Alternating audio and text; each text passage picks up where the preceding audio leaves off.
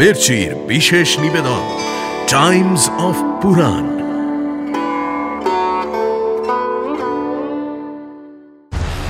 তোমাকে ডাকলে মানুষের ভব ভয় নাশ হয়, আর সেই তুমি কিনা ভয় পেলে। আমি কিন্তু দিন রাত তার চোখের সামনে প্রকট হয়ে থাকি না, সে যে আমাকে সর্বদা দেখতে পাবে এমনটা মনে করো না সখী। তোদের মধ্যেও সেই বানানো কথার ছোঁয়া লেগেছে দেখছি। তা কে এসব শিখিয়ে দিল সখী? বাইরে যা, ওই মেয়েটাকে চোখে চোখে রাখ। শুনছেন মহর্ষি বেদব্যাস রচিত শ্রীমদ্ ভাগবত মহাপুরাণ ও গর্গ সংহিতা অবলম্বনে কৃষ্ণ কথা। আজ শুনবেন রাধা কৃষ্ণের দোল। হরি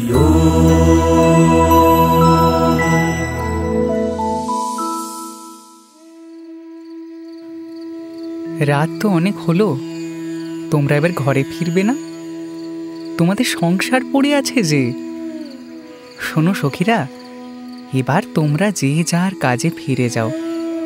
নাচ গান আর আমোদ আহ্লাদে আমিও খুব ক্লান্ত হয়ে পড়েছি, এবার একটু বিশ্রাম করব। বা শ্যাম, এ কেমন কথা বললে গিরিধারী? তুমি ক্লান্ত সে কথা জেনেও আমরা ফিরে যাব না কৃষ্ণ? সেবা করে আগে তোমার ক্লান্তি দূর করব, তারপর অন্য কথা ভাবব। আমার সেবা করবে? আচ্ছা বেশ, তাহলে এই যে যমুনার ধারে বসছি, কি সেবা করবে করো দেখি। এ কি? না না মাধব, এভাবে বসো না। এই মলিন ধুলোয় কেন বসবে তুমি? তোমাকে ধুলোয় ধূসর আমরা হতে দেব না। একটু দাঁড়াও মাধব, একটু দাঁড়াও। আমাদের উত্তরীয় বিছিয়ে দিয়ে তোমার আসন তৈরি করে দেব কৃষ্ণ, তুমি সেইখানে বসবে। তোমাদের উত্তরীয় মলিন হয়ে যাবে যে। তোমার স্পর্শে তাদের গৌরব বাড়বে মাধব। তাদের স্পর্শ করে আমরাও তোমাকেই ছুঁয়ে থাকতে পারবো। এসো কৃষ্ণ, এখানে বসো। যমুনার বাতাসে তোমার ক্লান্তি দূর হবে, আর আমাদের সেবায় তোমার শরীরও সুস্থ হবে মাধব। নিজেদের বস্ত্র পেতে ব্রজেশ্বরকে বসালেন গোপীরা। তারপর কেউ তার কাঁধে, কেউ হাতে, আবার কেউ তার দুটি পায়ে হাত বুলিয়ে তার সেবা করতে লাগলেন। তাদের কারোর মধ্যেই ঘরে ফেরার কোনো তাড়া নেই। ঘর বাড়ি, সংসার, স্বামী, সন্তান সব তারা ভুলে গেছেন, যেন শুধু কৃষ্ণের জন্যই দেহ ধারণ করে এসেছেন তারা। তাকে ঘিরেই বিভোর হয়ে আছেন। এক দৃষ্টে সেই গোপীদের দেখতে দেখতে গোপীকান্ত মাধব এবার বললেন, তোমরা ঘরে ফিরবে না সখী? তোমরা সংসার করবে না? সংসার? সংসারে ফিরলে যে তুমি চলে যাবে মাধব, আমাদের পৃথিবী আবার শূন্য হয়ে যাবে। তুমি সামনে থেকে চলে গেলে আমরা কি করব মাধব? আচ্ছা, আমরাই শুধু তোমাকে ভেবে ভেবে মন প্রাণ হারিয়ে ফেলছি কৃষ্ণ। কই, তুমি তো আমাদের জন্য ভাবো না, তাই তো আমাদের চলে যেতে বলছো। তুমি আমাদের ওপর এতটা নিষ্ঠুর হতে পারলে? আমাকে ভুল বুঝছো সখী। একজন মানুষ আরেকজন মানুষের কাছ থেকে যা চায়, আমার কাছ থেকে তাই চাইছো তোমরা। কিন্তু সখী, ভুল করছো। তা তো তোমরা পাবে না। পাবো না কেন মাধব? আমাদের প্রতি কি একটুও টান নেই তোমার? আমাদের আকুলতা কি তোমার কাছে পৌঁছয় না? শোনো সখী, তোমাদের একটা কথা বলি। মানুষের যা চেনা রীতি, আমি কিন্তু সেই পথে চলি না। যে আমার জন্য আকুল, আমি কিন্তু দিন রাত তার চোখের সামনে প্রকট হয়ে থাকি না, সে যে আমাকে সর্বদা দেখতে পাবে এমনটা মনে করো না সখী। কি নিষ্ঠুর তুমি কেশব! তুমি না বুঝে আমাকে নিষ্ঠুর বলছো। অযথা দোষারোপ করছো। অযথা? বেশ, তবে তোমার কথা শোনাও মাধব। তোমার এই অদ্ভুত রীতির আসল কারণটা আমাদের বলো তো। আচ্ছা, আমার স্বভাবের কথা তাহলে তোমরা শোনো সখী। আমি যদি সারাক্ষণ তোমাদের কাছে থাকি, তাহলে তোমাদের মন প্রাণ সর্বক্ষণ আর আমাকে খুঁজবে না যে। তখন ইচ্ছে হলেই আমাকে দেখতে পাবে। তাহলে ব্যাকুলতার কি হবে সখী? এই যে তোমাদের মন প্রাণ আমার জন্য ব্যাকুল হয়ে আছে, তার কি হবে? তোমাদের মন প্রাণ এখন যেমন রাত দিন কৃষ্ণ কৃষ্ণ জপছে, তা তো আর থাকবে না সখী। এই জন্যই আমি তোমাদের সামনে থেকে সরে যাই। এই নিঃস্বার্থ নিষ্কাম প্রেমেও ভগবানকে বেঁধে রাখতে পারলেন না গোপীরা? তাহলে কিভাবে তাকে বাঁধা যায় আচার্যদেব? ভগবানকে গোপীরা বাঁধতে পারেনি তো আর কে বেঁধেছে রাজা? হ্যাঁ, গোপীদের কাছেই তিনি বাঁধা পড়ে আছেন যে। কিন্তু তিনি তো সর্বক্ষণ তাদের কাছে রইলেন না। তার অদর্শনের কারণও তো বলে দিলেন। তাহলে? না পরীক্ষিত, এখানেই শেষ নয়। ভগবানের কথা শুনে গোপীরা দুঃখে কাতর হয়ে পড়লেন। ভগবান যদি সঙ্গে না থাকেন, তাহলে এই জীবন নিয়ে তারা আর কি করবেন? কৃষ্ণ বিরহের আগুনে তবে পুড়ে মরবেন তারা। দু চোখে জল টলটল করছে, মুখে দুস্তর অভিমান। কৃষ্ণের কথা শুনে গোপীরা বললেন, হে মাধব, তোমার অনুরাগী তো আর একজন নয়, সারা জগৎ জুড়ে তোমার অনুরাগীরা রয়েছে। তুমি যার কাছে ইচ্ছে যাবে, কে তোমাকে বাধা দেবে? আর কেই বা তোমাকে ধরে রাখবে? অত শক্তি আর কার আছে? তোমার যেখানে ইচ্ছে সেখানেই যাও মাধব। কিন্তু আমরা আর কোথায় যাব? তুমি ছাড়া আমাদের যে আর কেউ নেই, আর কারো ভজনা আমরা করতে পারবো না। আমরা তোমাকেই ভেবে ভেবে মরে যাব, এটাই আমাদের নিয়তি। সে কি, তোমরা মরে যাবে কি গো? যে আমার চিন্তা করে সে আমার ঐশ্বর্য পায় সখী, সে যে অমর হয়ে যায়। তোমাদের কথা আর আলাদা করে কি বলবো? যে নিষ্ঠা নিয়ে আমাকে তোমরা ভালোবাসো, তা অতি বিরল সখী, অতি বিরল। এ নিষ্ঠা জগতে আর কোথাও নেই। এর টানেই তোমাদের কাছে চিরকাল ঋণী হয়ে রইলাম সখী। স্বয়ং ঈশ্বর তার ভক্তের কাছে ঋণী হয়ে রইলেন আচার্যদেব? হ্যাঁ রাজা, বৃন্দাবনের গোপীদের মধ্যে কোনো দেহবোধ নেই। কৃষ্ণ ছাড়া আর কিছুই জানেন না তারা। কৃষ্ণের কথা ভাবতে ভাবতে নিজেরা কৃষ্ণময় হয়ে থাকেন, শুধু কৃষ্ণময় হয়ে থাকেন।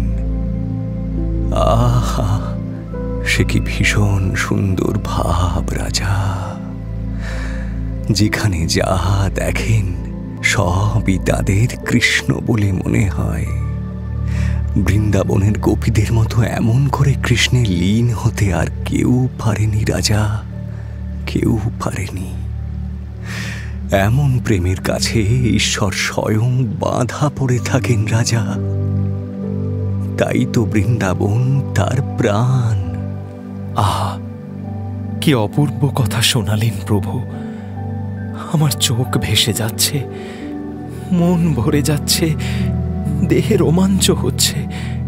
সত্যি, হরি যেমন অনন্ত, হরি কথাও তেমন অনন্ত। এই কথা শুনলে প্রেম জাগে প্রভু। ভোগ বাসনা দূর হয়, জীবন ধন্য হয়। বুঝেছ রাজা, হরি কথা শুনে যদি তোমার রোমাঞ্চ জাগে, তাহলে যেন তুমি সেই অমৃত ধামের কাছে পৌঁছে গেছো রাজা। তোমার মৃত্যু ভয়ের বিনাশ ঘটেছে। আমি আরো শুনতে চাই প্রভু। বৃন্দাবনের কথা শোনান আমাকে, সে কথা শুনব বলেই চাতকের মতো বসে আছি আচার্যদেব। বলো রাজা, কি জানতে চাও? আমায় বলো। আমাকে রাধারানীর কথা শোনান ঋষিবর, রাধাকৃষ্ণের মিলনের কথা শোনান। দেখতে দেখতে বৃন্দাবনে বসন্ত এলো, আবির খেলার দিন এগিয়ে এলো। সখীদের প্রাণে মহা আনন্দ, মনের সুখে কৃষ্ণকে রং মাখাবেন তারা।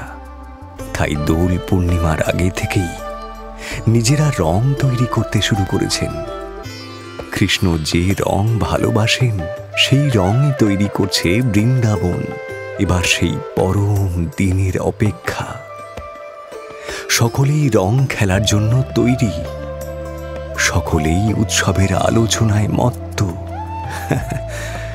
এলেন না শুধু একজন, তিনি রাধারানী।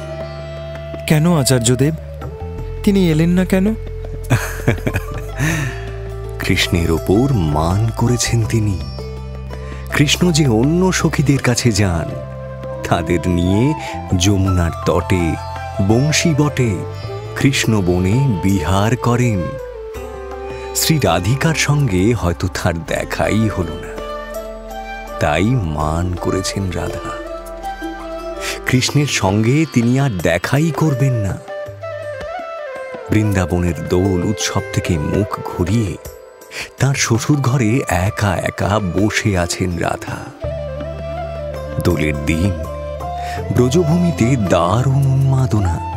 কৃষ্ণ স্বয়ং পীত বসন পরে তার বাঁশিটি হাতে নিয়ে মাথায় চূড়া বেঁধে তাতে ময়ূর পালক দিয়েছেন। মা যশোদার দেওয়া চন্দনের টিপ পরেছেন কপালে।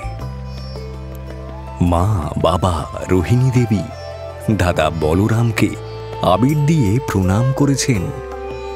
তারপর সখাদের নিয়ে রং খেলতে বেরিয়েছেন মাধব। হাতে আবিরের থালা নিয়ে তার অপেক্ষায় দাঁড়িয়েছিলেন সখীরা। ওই তো মাধব আসছেন। চল চল সখী, আমাদের রং দেওয়ার আগে আমরাই আজ তাকে রাঙিয়ে দিয়ে আসি। এই যে আমি মালা গেঁথেছি, চল চল, এই বনমালা দিয়ে তাকে সাজিয়ে আসি, চল। দাঁড়াও মাধব, দাঁড়াও, আজ তোমাকে স্বাদ মিটিয়ে রং মাখাবো। এসো সখী এসো, যত খুশি রং দাও, তোমাদের সব রং আমাকে দিয়ে দাও আজ। আমি তো সব নিতেই চাই সখী। কিন্তু আজ তোমাদের রানী কোথায় গেলেন সখী? এই উৎসবের দিনে তাকে দেখছি না যে। কার কথা বলছো মাধব? বুঝতে পারছি না তো। তোমরা আর কি করে বুঝবে সখী? তাকে যে আমি বুঝতে পারলাম না। তবু শুনি, কার কথা বলছো কৃষ্ণ? কার জন্য তোমার মন উচাটন হয়ে আছে? আমার মনের কথা শুনবে সখী? সেখানে যে একটি নাম লেখা আছে, সেই নামই আমি দিবানিশি জপ করি। আমার মন, প্রাণ, আত্মা সে নামেই ডুবে থাকে। আমার বাঁশি সে নাম ছাড়া আর কোনো নামই তো জানে না। বুঝেছি বুঝেছি, আমরা তো আর কেউ নই, আমাদের নাম ধরে কেন ডাকবে? রাগ করো না সখী, রাগ করো না। আচ্ছা, নিজেদের হৃদয়ে হাত রেখে বলো তো, তোমরাও কি দিবানিশি তাঁর নাম জপ করো না? আমার মতো তোমরাও কি তার জন্য এমন উন্মুখ হয়ে থাকো না? সত্যি কথা বলো তো সই। হ্যাঁ মাধব, তুমি সত্যি কথা বলেছ। তোমাকে না দেখতে পেলে আমাদের জীবন যেমন ব্যর্থ হয়ে যায়, ঠিক তেমনি ব্রজেশ্বরীর দরবারে ডাক না পেলে বড় শূন্য লাগে। আমাদের মাঝে তার আসন পাতা না হলে সমস্ত আনন্দই যেন কেমন বিস্বাদ মনে হয়। তবে শুধু আমাকেই দোষ দিচ্ছ কেন তোমরা? তোমাদের মতো আমিও তো অসহায়। বুঝেছি গো, বুঝেছি। আর নিজেকে বাঁচানোর চেষ্টা করো না। তুমি ধরা পড়ে গেছো কৃষ্ণ, এবার তার কাছে শাস্তি পাবে তুমি। সেই জন্যই তো তিনি এখানে আসেননি। সে কি কথা গো? আমি শাস্তি পাবো? কেন? আমার অপরাধ কি? তুমি যে তার কাছে না গিয়ে গোপীদের কুঞ্জে কুঞ্জে ঘুরে বেড়াও, সে কথা তিনি শুনেছেন। তোমার জন্য দিনের পর দিন বসে থাকেন তিনি। তার সেই অপেক্ষার কোনো মান তো তুমি দাওনি। এবার তাই তিনিও মান করেছেন। বলো কি, তোমাদের ব্রজেশ্বরী কিনা আমার উপর অভিমান করলেন? হ্যাঁ গো মাধব, আমরা ঠিকই বলছি। তোমার কথা বলা তো দূরে থাক, নিজের কানে শুনতে অবধি চান না। কেউ যদি তবুও বলতে থাকে, তার নিষেধ না শোনে, তাহলে তিনি সেখান থেকে উঠে চলে যান। যা, এটা তোমরা কি বলছো? এ হতেই পারে না। বেশ, তুমি যখন মানতে চাইছো না, তখন নিজেই চলো, নিজের চোখে সব দেখে আসবে।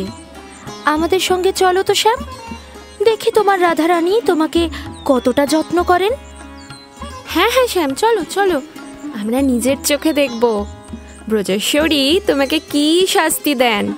তা না দেখা অবধি আমাদের শান্তি নেই। হ্যাঁ হ্যাঁ, তা তো বলবেই। তোমাদের মন রাখতে গিয়ে এখন তার মান ভাঙাতে যাই, আর আমার করুণ দশা দেখে তোমরা আনন্দে আটখানা হয়ে নাচো। তোমরা আসলে কাকে ভজনা করো বলো তো সখী? ব্রজেশ্বরী রাধারানীকে, বৃষভানু নন্দিনী শ্রী রাধার ভজনা করি আমরা। বুঝেছো গিরিধারী?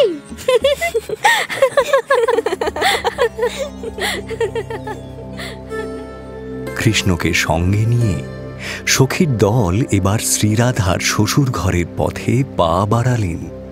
তাদের হাতের ঢালায় কুমকুম, চন্দন, আবির, চূড়ো করে রাখা মালা, কারোর হাতে ফুলের ডালি, কেউ বা যমুনার জল নিয়ে আনন্দ করে চতুর্দিকে ছিটিয়ে দিচ্ছেন। কারোর হাতে ময়ূর পুচ্ছ, কেউ আবার পথে চলতে চলতে অনামি বনফুল তুলে মালা গাঁথতে গাঁথতে চলেছেন। ভগবান স্বয়ং যে তাদের সঙ্গে চলেছেন পরীক্ষিত, তাই তো তাদের আনন্দ আর ধরে না। শ্যাম সুন্দরের হাতে পিচকারি, সখাদের হাতে আবির। পথে যার সঙ্গে দেখা হচ্ছে তাকেই পিচকারির রঙে রাঙিয়ে দিচ্ছেন মধুসূদন। বৃন্দাবনের পথ ঘাট একেবারে রঙিন হয়ে উঠেছে। ব্রজবাসীরা এবার আনন্দে গান ধরেছেন। তাদের গানের তালে তালে সখীর দল এবার শ্যামকে ঘিরে নাচ জুড়েছেন। আহা, কি আনন্দ! আহা, কি অদ্ভুত আনন্দ! আমার শিহরণ জাগছে প্রভু। এই দেখুন, কি অদ্ভুত আনন্দ হচ্ছে আমার। আপনার মুখে এই আনন্দের কথা যেন আনন্দকে আরো বহুগুণ বাড়িয়ে তুলেছে। আপনার মুখেও সেই দিব্য আনন্দের ছটা খেলে বেড়াচ্ছে প্রভু। দেখে আমি ধন্য হচ্ছি। বৃন্দাবনের সেই রং পূর্ণিমায় না থেকেও আমার সূক্ষ্ম শরীর যেন ভগবানের পায়ে পায়ে নেচে বেড়াচ্ছে। ধন্য প্রভু, ধন্য। হরে কৃষ্ণ, হরে কৃষ্ণ, হরে কৃষ্ণ। আপনি সাক্ষাৎ সেই শ্রীহরির অংশ প্রভু। আপনার মধ্যে দিয়েই সেই আনন্দ স্বরূপকে দেখতে পাচ্ছি আমরা। আপনার চোখ, মুখ, শরীর সর্বত্র বৃন্দাবন প্রভু, সর্বত্র সেই ব্রজভূমির প্রকাশ। হে ঋষিগণ, আপনারা তো মহাপ্রাজ্ঞ, আপনারা সাক্ষাৎ পূর্ণ জ্ঞানী। আপনারা তো জানেন সর্বদা ভক্ত হয়ে থাকতে হয়, কখনোই কৃষ্ণ হতে নেই। পরমেশ্বরের শরণাগত আমি তার লীলার কথা বলতে এসেছি মাত্র। সেই অসীম, সেই অনন্ত পরমাত্মার ইচ্ছা পূর্ণ হোক। আমি তার হাতের যন্ত্র মাত্র। হরে কৃষ্ণ। হরে কৃষ্ণ হরে কৃষ্ণ। প্রভু, আমাকে কৃষ্ণ কথা শোনান। প্রভু, আমাকে কৃষ্ণ কথা শোনান। কৃপা করে প্রকৃতিস্থ থাকুন আচার্যদেব। আপনি ছাড়া কে আমাকে উদ্ধার করবেন প্রভু? কে আমাকে মোক্ষ পথে নিয়ে যাবেন? কৃপা করুন প্রভু, কৃপা করুন। ভয় পেও না রাজা, তোমাকে মুখ্য কথা না শুনিয়ে আমি কোথাও যাব না রাজা, কোথাও যাব না। এই যে এবার ব্রজেশ্বরী শ্রীমতী রাধিকার কথা শোনাই তোমায়।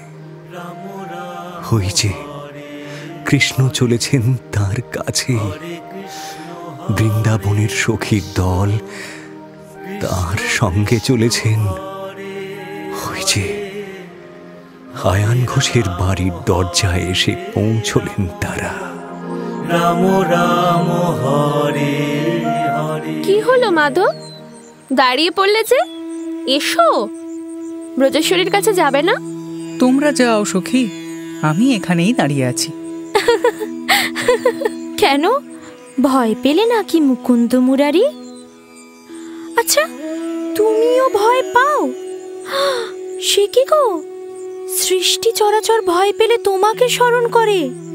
তোমাকে ডাকলে মানুষের ভব ভয় নাশ হয়, আর সে তুমি কিনা ভয় পেলে?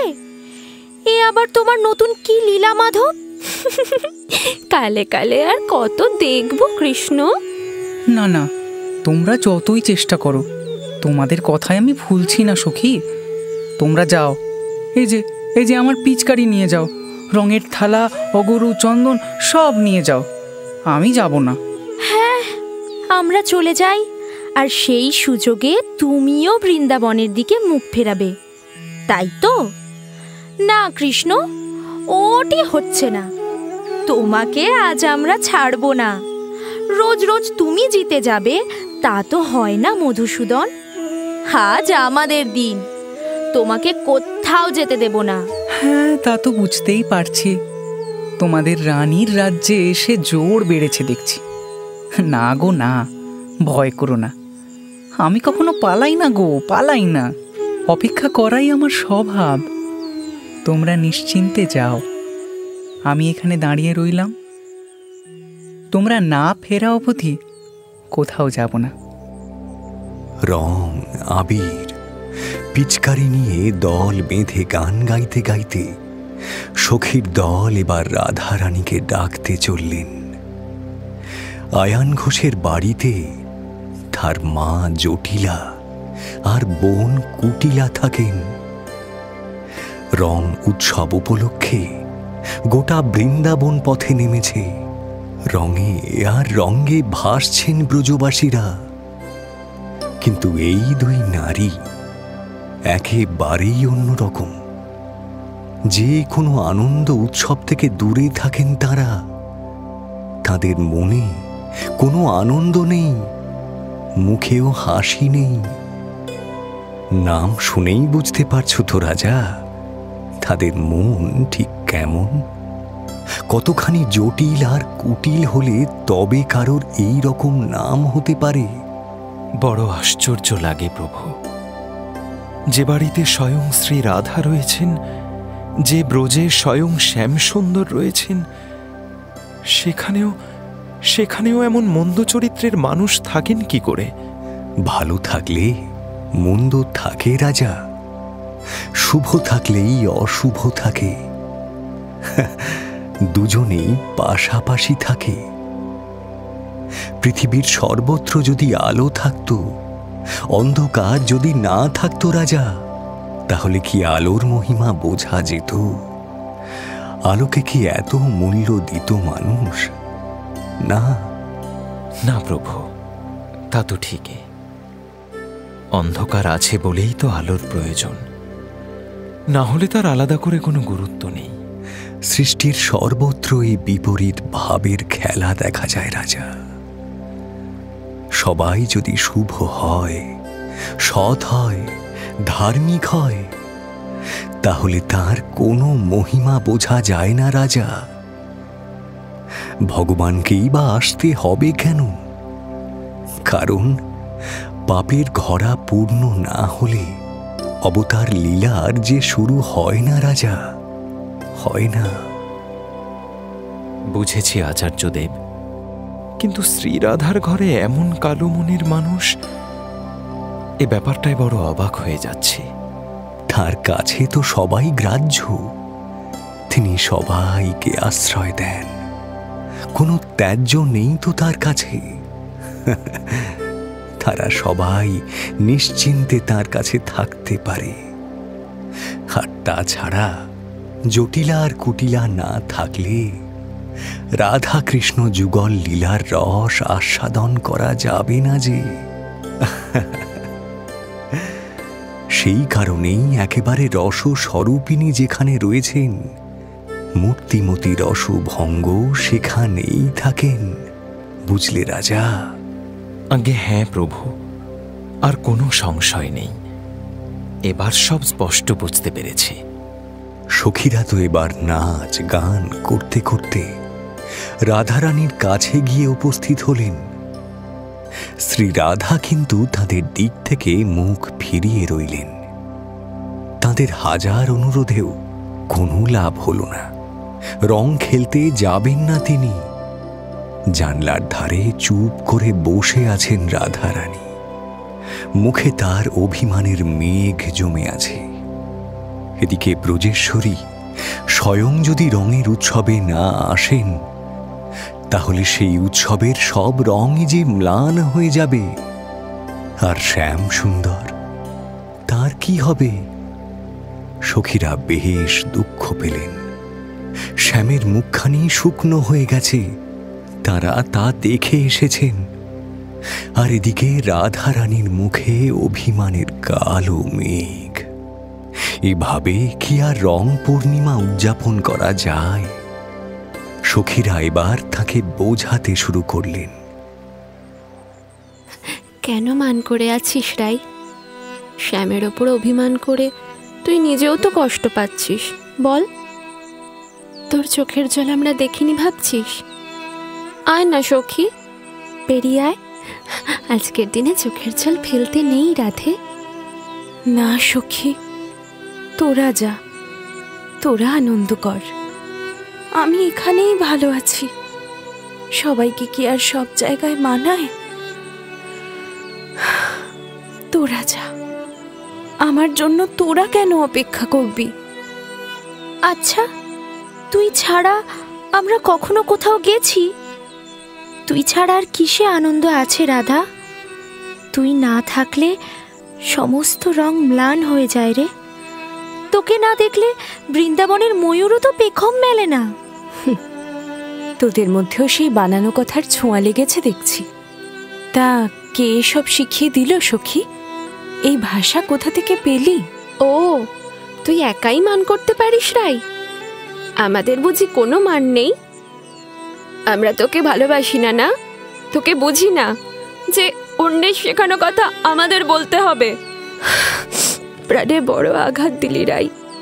এতদিন আমাদের এই চিনলি? রাগ করিস না সখী, রাগ করিস না। তোদের জেনে শুনে দুঃখ দিইনি রে। আসলে আমার মনটা ভালো নেই, জানিসই তো। না না, তা বলে তোদের কেন আঘাত দেব বল? তোরা তো আমার প্রাণ। বেশ, আমরা যদি সত্যি তোর প্রাণ হই, তাহলে তাহলে আমাদের একটা কথা রাখবি রাধে? বল সখী, নিশ্চয়ই রাখবো। একটিবার বাইরে আয়।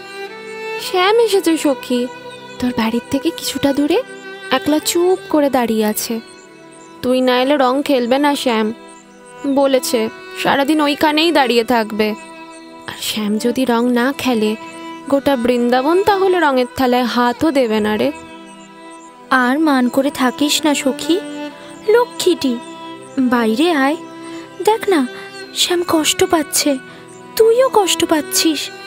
এবার বৃন্দাবনও মুখ শুকিয়ে বসে থাকবে। আচ্ছা, তাতে কি ভালো হবে সই? তুই বলতো। বেশ, চল তবে। তোদের কথা আমি ফেলতে পারি না সখী, চল। কিন্তু আমার রঙের থালা তো সাজানোই হয়নি। আমরা সকলে তোর জন্য রং এনেছি রে রাধা। শ্যাম সুন্দরের সব রং তোর, নতুন করে আর থালার দরকার কি? এই ব্রজভূমির যত রং সবই তো তুই। আয় সখী আয়, আমরা শ্যামের কাছে যাই। সখীদের নিয়ে বাইরে বেরিয়ে এলেন রাধারানী। তাকে দেখে বৃন্দাবনের প্রাণে যেন আনন্দের জোয়ার এলো। সখীর দল তার মাথায় ফুল ছড়াতে লাগলেন, কেউ বা আবার কুমকুমে চন্দনে তাকে সাজিয়ে দিলেন, কেউ তার চুল বেঁধে তাতে মালা জড়িয়ে দিলেন, কেউ তার হাতে ফুলের বালা পরালেন আর গলায় দিয়ে দিলেন ফুলের মালা।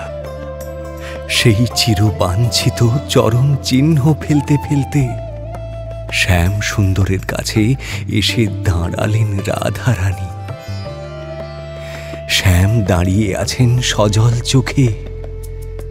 রাধাকে সামনে দেখে তার নীল বর্ণে এবার শিহরণ জাগল, চোখে যেন যমুনার পাড় ভাঙছে। সখীরা আবিরের থালা বাড়িয়ে দিলেন। সেই থালা থেকে এক মুঠো আবির নিয়ে মাথা ঝুঁকিয়ে নিচু হয়ে বসলেন ব্রজেশ্বর। রাধারানীর দুটি সুডোল পাদ ও পদ্মে এবার আবির দিলেন শ্যাম। নরম দু হাত দিয়ে তার পায়ে আবির মাখিয়ে দিলেন। চমকে উঠলেন শ্রী রাধিকা। এ কি করছো কৃষ্ণ? এ কি করছো তুমি? ছি ছি, আমার পাপ হবে যে। এ কাজ তুমি কেন করলে জগদীশ্বর? আমি তো তোমার চির অনুগত। আর আমি যে তোমার ভক্ত রাধে, তোমার চরণ পূজা করব না তো আর কাকেই বা পুজো করতে যাব প্রিয়ে? আমার দু হাতের ওপর তোমার এই পদযুগল রাখো রাধে। আমার সব রং আজ উজাড় করে এই পায়ে আমি অঞ্জলি দেব। নারায়ণ, আহা, এই দেখ সখী, এমন দৃশ্য দেখার জন্যেই স্বর্গ থেকে দেবতারা নেমে এসেছেন যে। হয়েছে ছায়ার মতো তারা দাঁড়িয়ে আছেন, এই অদ্ভুত দৃশ্যের দিকে অপলকে চেয়ে দেখছেন। দেখ দেখ, দেখছি সই, দেখছি। আমাদের জন্ম ধর্ম কর্ম সব ধন্য হলো আজ। আমরা পূর্ণ কাম হলাম। ইহ জীবনে আর কোনো কিছুই চাই না। সকল চাওয়া পাওয়া থেকে আজ নিষ্কৃতি পেলাম সখী। হে কৃষ্ণ, হে মধুসূদন, তুমি তো আমার সেবা করে যাচ্ছ। আমি তোমার কি সেবা করব বলো? সে ভাগ্য থেকে আমাকে বঞ্চিত করো না হরি। তোমাকে বঞ্চিত করার সাধ্য যে আমার নেই রাধে। হরির যা কিছু গৌরব, যা কিছু সম্পদ, যা কিছু শক্তি, সবই তো তুমি। তুমি আছো বলেই আমার শ্রী আছে। যতদিন তুমি আমার পাশে আছো ততদিনই সৃষ্টি চরাচর আমাকে শ্রীকৃষ্ণ বলে জানবে। এই শ্রী আসলে তোমার আর আমার যুগল রূপের প্রকাশ হয়ে থাকবে। রাধাহীন হরির কোনো শ্রী থাকবে না।